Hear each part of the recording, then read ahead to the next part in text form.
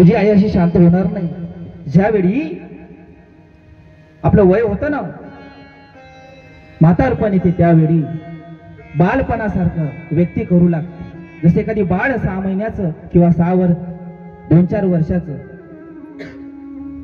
करतं, तसंच म्हातारपणा सुद्धा ते म्हातारी करत असते. म्हणून तू काय कर, एक डॉक्टर बोलव आणि त्या डॉक्टरला सांग, चेकअप करायला सांग. डॉक्टरला बोलवते. त्या कृष्णाच्या मूर्ती समोर तो डॉक्टर जाते. ती स्त्री त्या डॉक्टरला म्हणते, डॉक्टर तू चांगल्या प्रकारे माझ्या कृष्णाला चेक कर. आपण जसं आपल्या मुलाला घेऊन डॉक्टरकडे जातो ना, माय बापू हो, त्या आपण म्हणतो, डॉक्टर साहेब माझ्या मुलाला खोकला झालाय, सर्दी झाले, बरं नीट झालं पाहिजे, चांगल्या प्रकारे चांगल्या पद्धतीने याचं चेकअप कर, नाही का? तशाच प्रकारे ते स्त्री त्या डॉक्टरला म्हणाली, डॉक्टर आपला हात घेत आहे आणि हाताने त्या कृष्णाची जो हात आहे ते चेकअप करत आहे. ते स्त्री म्हणते, डॉक्टर तसं नाही, तुझ्या गळ्यात जे आहे ना ते कानापट, काय म्हणतो त्याला आपण, टेटेस्कोप, त्याने चेक कर. आणि जसं हा डॉक्टर आपल्या टेटेस्कोपने त्या हृदयाचे ठोके पाहायला जातो आणि आपल्या कानाला ते टेटेस्कोप लावतो, तो चक्क बक्क होऊन जातो. कारण साक्षात त्याला भगवान श्रीकृष्ण त्या मूर्तीमध्ये कृष्णाचे ठोके आवाज ऐकू येते. अशी कृष्णाची महिमा आहे. बोले श्रीकृष्ण भगवान की जय. अशी महिमा कृष्णाची. हे महात्म्य तर सांगण्याचा उद्देश काय आहे, तर भक्ती कशाला म्हणतात. ते महानंदा लहानपणापासून, ते वारंगणा लहानपणापासून शिवाची भक्ती करत. आणि एक दिवस भगवान शिव परीक्षा घेण्यासाठी तिच्या घरी एका श्रीमंताचं रूप घेऊन त्या वारांगणेकडे येतो. ते वारांगणा नृत्यामध्ये निपुण असते, प्रशिक्षित असते.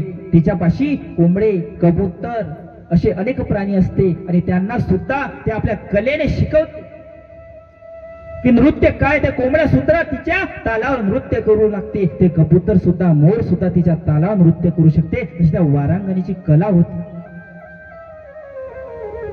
तिचा नित्य नेम होता की भगवान शिवाची सायंकाळी सकाळी नित्य नेमाने पूजा करायची. पहा, सायंकाळचे 6 वाजले तर कधीही निद्रा अवस्था धारण करायची नाही, झोपायची नाही. आणि सायंकाळी असं म्हटलं जाते शिव महापुराणामध्ये की भगवान शंकर आणि महापार्वती पृथ्वी लोकामध्ये, मृत्यू लोकामध्ये भ्रमण करायला निघते. आणि जो कोणीही झोपून किंवा ब्रह्मचार्याचे पालन करत नाही, त्या अवस्थेमध्ये त्यांच्यावर भगवान श्रीकृष्णाचा भगवान शिवाचा प्रकोप होतो आणि भगवान शंकर त्यांना श्राप देते आणि तिथून आपले वाईट दारिद्र्य आणि आपले वाईट दिवस चालू होते. अशा तरी शिव महापुराणाचे लिखित महात्म्य आहे. ते महानंदा, तिचा नियम होता की कोणीही अतिथी आला तर 3 दिवसात ते तिची नित्य नेमाने सेवा करायची त्या व्यक्तीची तिच्या घरी. आणि भगवान शंकर आले. भगवान शंकर श्रीमंताचं रूप घेऊन आले आणि आपल्या हातामध्ये सुंदर असा सोन्याचा कडा, हिऱ्याचा कडा धारण करून आले. महानंदा खुश झाली आणि त्याला आतमध्ये घेतले, त्या श्रीमंत व्यक्तीला. आणि ते श्रीमंत व्यक्ती दुसरे तिसरे गुरु भगवान साक्षात शिव होते. शिव त्या श्रीमंत रूप माणसाच्या रूपामध्ये आतमध्ये आले. आणि त्याच्या एका पोटलीमध्ये, एका बॅग मध्ये भगवान शंकराची ज्योतिर्लिंग होती, मूर्त होती छोटीशी. आणि त्या महानंदाला म्हणते, हे मूर्त घे, मी 3 दिवसानंतर हे मूर्त मी तुला मागेल आणि चांगल्या पद्धतीने तू त्याची सेवा कर आणि मला नंतर 3ऱ्या दिवशी. महानंदा आपल्या नृत्य गृहामध्ये ते शिवलिंग स्थापन करते आणि त्याची पूजा करते.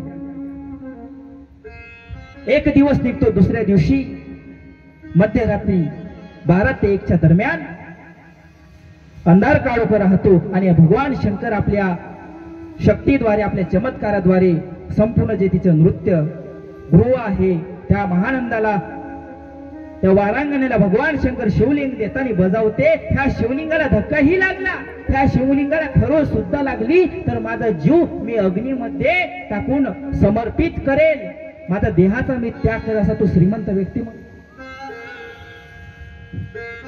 आणि भगवान शंकर आपल्या चमत्काराद्वारे त्या नृत्यगृहाला अग्नीला आवाहन करते आणि ते नृत्यगृह पूर्ण पेटवून टाकते. संपूर्ण नृत्यगृहाला अग्नीचं तांडव रूप धारण करते आणि संपूर्ण तिच्या कोंबड्या, मोर, जे काही प्राणी पक्षी आहे सर्व जळून खाक होते. आणि त्याच्यामध्ये शिवलिंग सुद्धा जळून खंडित होऊन जाते. आणि त्या श्रीमंत व्यक्तीला जाग येते जे शिवरूपामध्ये आहे. ते वारांगणाला म्हणते की माझं शिवलिंग खंडित झालं आहे, मी तुला आधीच बजावले होते, याचं रक्षण झाले नाही तर मी माझा जीव अग्नीमध्ये टाकून देह त्याग करेल. आणि त्याच प्रमाणे शिवरूपामध्ये असला तो श्रीमंत व्यक्ती त्या अग्नीमध्ये आपले देह टाकतो आणि आपला जीव संपवून टाकतो.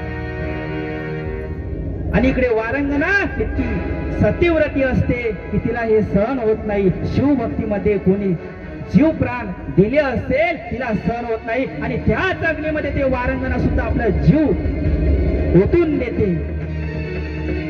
आणि भगवान शंकर तिच्यावर प्रसन्न होते आणि त्या अग्नीच्या बाहेर भगवान शंकर आपल्या हातामध्ये त्रिशूल घेऊन बाहेर येते आणि त्या वारांगणेला सुद्धा बाहेर काढते. त्या वारांगणाला भगवान शिव म्हणते तुझी भक्ती प्रसन्न झाली आहे, तुझ्या भक्तीवर मी खुश आहे, आनंदित आहे. तू अशीच भक्ती लहानपणापासून केली आहे आणि त्या भक्तीचं फळ आज देण्याची वेळ, समय, कालखंड आलेला आहे. तुला काय पाहिजे तू माग. त्यावेळी ते महानंदा भगवान शिवालयामध्ये, देवा तुम्ही माझ्यावर कृपा केली, माझ्या घरी आली, माझी परीक्षा घेतली, याच्यावर दुसरे मला काहीच पाहिजे नाही, फक्त तुम्ही मला शिवालयामध्ये कैलासावर घेऊन चला, हेच माझं पुण्य आहे, हेच माझी इच्छा आहे. पहा सांगण्यामागचा उद्देश काय शिव महापुराणामध्ये ह्या कथेचा, की जात एक वारांगणा असून एक वैश्य असून सुद्धा ते शिवालय भगवान शंकराची पूजा करते, भगवान शंकराची अर्चना करते. तर आपल्यावर तर नक्कीच ते प्रसन्न होणार अशी शिवाची भक्ती आहे, लक्षात घ्या. म्हणून कसं आहे, एखादी बीज शुद्ध असलं ना, शुद्ध बीजा पोटी फळे रसा, शुद्ध बीजा पोटी, शुद्ध बीजा पोटी,